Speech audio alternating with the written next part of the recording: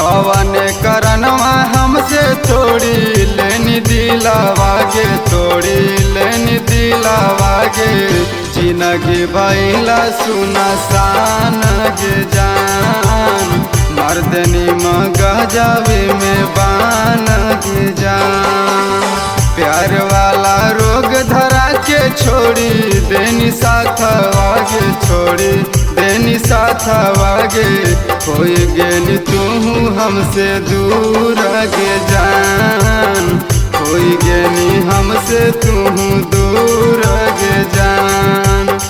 मर्दनी मगजावे में बान गे जान।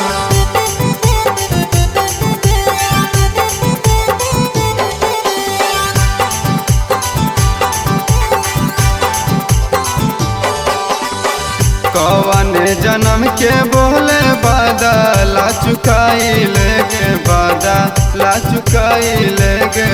हमरा छोड़ दोसर हाथ धइले गे जान, हमरा छोड़ दोसर हाथ धइले गे जान।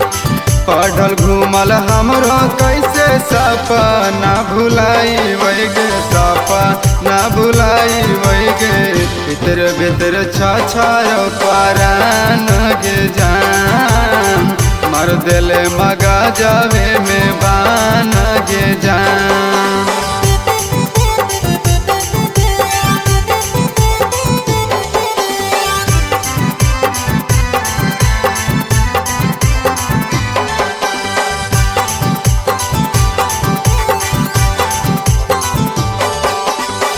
रीत के प्रीत न जानू नैया लेल तोड़ी गे, नैया लेल तोड़ी गे। हट हो कर जवाला गो दे दियो जान गे, हट हो कर जवाला गो दे दियो जान।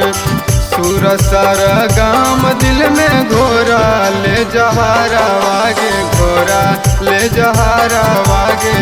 कोई गेनी तू धोखेबाज गे जान, मर दिल मगजावे में बान गे जान।